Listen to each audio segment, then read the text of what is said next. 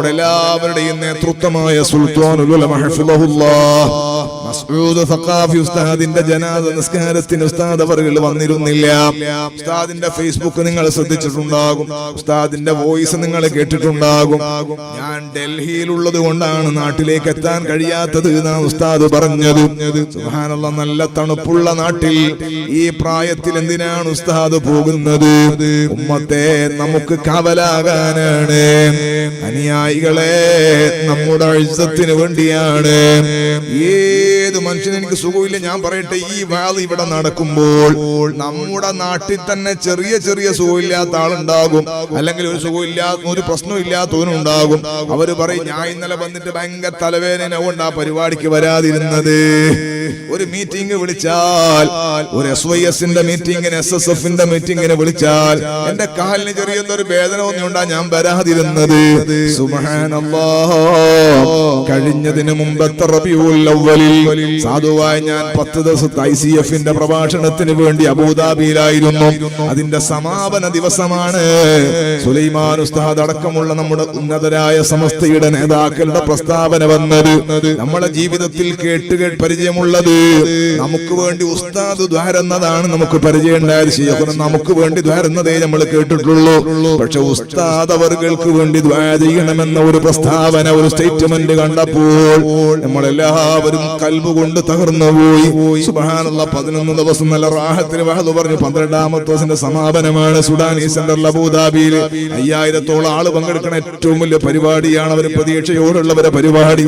ആ പരിപാടിക്ക് ഇറങ്ങുമ്പോഴാണ് ഈ സംഗതി വാർത്ത കേൾക്കുന്നത്. അതോടെ പിന്നെ കൽബ് തകർന്നു പോയ സംസാരമാണ്. എന്റെ ജീവിതത്തിൽ ഞാൻ മദ്ഹുർ റസൂൽ വഹദ് പറയുമ്പോൾ വാക്കുകൾ കിട്ടാതെ പ്രയാസപ്പെട്ടിട്ടില്ല. ഉസ്താദ് അവരുടെ കൽബ് ഇങ്ങനെ പോകുന്നില്ല. സുബ്ഹാനല്ലാഹ്, വാദല്ലെന്തല്ലോ ആയി. മൊത്തത്തിൽ സംഘാടകർക്ക് മുഴുവനും ക്ഷീണവും പ്രയാസവും സങ്കടവുമാണ്. എല്ലാ വാട്സപ്പ് ഗ്രൂപ്പിലും, എല്ലാ കുടുംബ ഗ്രൂപ്പുകളിലും ഉസ്താദ് അവർക്ക് വേണ്ടി ഖത്മ നേർച്ചയാക്കാണ്, നോമ്പ് നേർച്ചയാക്കാണ്. 4444 സ്വലാത്ത്, സുബ്ഹാനല്ലാഹ്, ആയിരക്കണക്കിന് ബുർദകൾ ചൊല്ലുന്നു.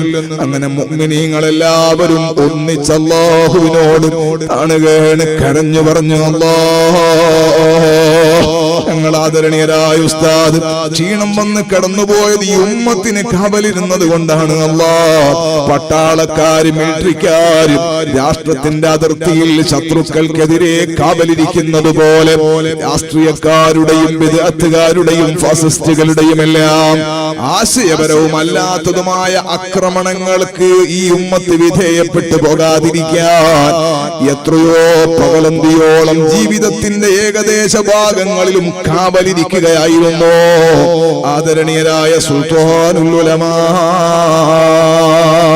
സത്യവും അസത്യവും, തന്റെ ദീനിന്റെ കാര്യം, നന്മയുള്ള കാര്യം, തന്റെ പരിശുദ്ധമായ ദീനിന്റെ ആശയത്തിന്റെ കാര്യം, ഏത് രാഷ്ട്രീയക്കാരനാണെങ്കിലും അത് നമ്മോട് ചാഞ്ഞു നിൽക്കുന്നവരോ അല്ലാത്തവരോ, ഭരിക്കുന്നവരോ ഭരിക്കാത്തവരോ, ആര് പറഞ്ഞാലും ഉസ്താദ് അവരുടെ ശബ്ദമുയരും. സുബ്ഹാനല്ലാഹ്, ആ ശബ്ദത്തിന് അപ്പോൾ ഒരു ഇടർച്ച നമ്മൾ കേൾക്കാറില്ല. അല്ലാഹുവേ, ആഫിയത്തുള്ള ദീർഘായുസ്സ് നൽകണം റഹ്മാനേ. പ്രതീക്ഷ നഷ്ടപ്പെട്ടു പോയ രാത്രികൾ, എത്രയോ ദിവസങ്ങൾ ബോധമില്ലാതെ ഉസ്താദ് അവர்கள் കടന്നപ്പോൾ ഈ ഉമ്മത്ത് അല്ലാഹുവിനോട് ഒന്നിച്ച് കരഞ്ഞു കരഞ്ഞു കരഞ്ഞു. അല്ലാഹുവിന്റെ മഹ്ദ് ഫദ്ൽ കൊണ്ട്, അവന്റെ ഔദാര്യം കൊണ്ട് ഒരല്പം ആഫിയത്തിൽ അല്ലാഹു തആല ഉസ്താദ് അവരെ തിരിച്ചു കിട്ടിയപ്പോൾ നമ്മൾ എന്താ കരുതിയത്? ഉസ്താദ് അവരെ ഇനി നമ്മളെ പള്ളിക്ക് ഉദ്ഘാടനത്തിന് ഉസ്താദിനെ കൊണ്ടുവരൂല, നമ്മളെ മദ്രസക്കോ നമ്മളെ സമ്മേളനത്തിന് കർണാടകയിൽ ഉസ്താദിനെ വിളിക്കണ്ട, കാസർഗോഡുകാർ തീരുമാനിച്ചു കാസർഗോട്ടേക്ക് ഉസ്താദിനെ വിളിക്കണ്ട, കണ്ണൂരുകാർ വിചാരിച്ചു ഇനി കണ്ണൂരിലേക്ക് ഉസ്താദിനെ വിളിക്കണ്ട. ഉസ്താദ് മർക്കസിൽ ഉണ്ട് എന്ന് പറഞ്ഞാൽ ഒരു സമാധാനമാണ്, ഉസ്താദ് ആഫിയത്തോടെ ഉണ്ട് എന്ന് പറഞ്ഞാൽ ഒരു സമാധാനമാണ്. ഉസ്താദിനെ വിളിക്കൂല. സുബ്ഹാനല്ലാഹ്, ഉസ്താദ് വിട്ടു. ഉസ്താദ് ഇങ്ങോട്ട് വിളിച്ച് അന്വേഷിക്കാണ് എങ്ങനെയുണ്ട് പ്രവർത്തനം. ഉസ്താദ് അവர்கள் എല്ലാ സ്ഥലത്തും മുന്നേ ഉള്ളതിനേക്കാൾ റാഹത്തിൽ സഞ്ചരിക്കാണ്. ഞാൻ പറയുന്നത് നമ്മുടെ മഹല്ലത്തിലുള്ള നമ്മുടെ യൂണിറ്റിലുള്ള SSFന്റെ യൂണിറ്റ് സമ്മേളനത്തിൽ യൂണിറ്റ് മീറ്റിംഗിൽ പങ്കെടുക്കാൻ നമുക്ക് സമയമില്ല. SOSന്റെ സർക്കിളിന്റെ പരിപാടിക്ക് പോകാൻ നമുക്ക് നേരമില്ല. സോണിന്റെ പരിപാടിക്ക് പോകാൻ നമുക്ക് വണ്ടി കിട്ടിയിട്ടില്ല. നമുക്കതിന് സമയം കിട്ടിയിട്ടില്ല. ലോകം മുഴുവനും കറങ്ങി നടക്കാ. ശൈഖുനാക അല്ലാഹു ആഫിയത്ത് വർദ്ധിപ്പിച്ചു കൊടുക്കട്ടെ. ഒരു മടിയും ഉസ്താദ് കാണിക്കുന്നില്ല. മക്കളും പേരമക്കളും അവരുടെ മക്കളുമായി ഒരു ഉപ്പാപ്പ നല്ല റാഹത്തിൽ വീട്ടിൽ താമസിക്കേണ്ട സമയമാണ്. പക്ഷെ ഉസ്താദ് അവർകൾ ലോകം മുഴുവനും സഞ്ചരിക്കുന്നത് ഞാൻ നേരത്തെ പറഞ്ഞതുപോലെ ഉമ്മത്തിന്റെ രക്ഷയ്ക്ക് വേണ്ടിയാണ്.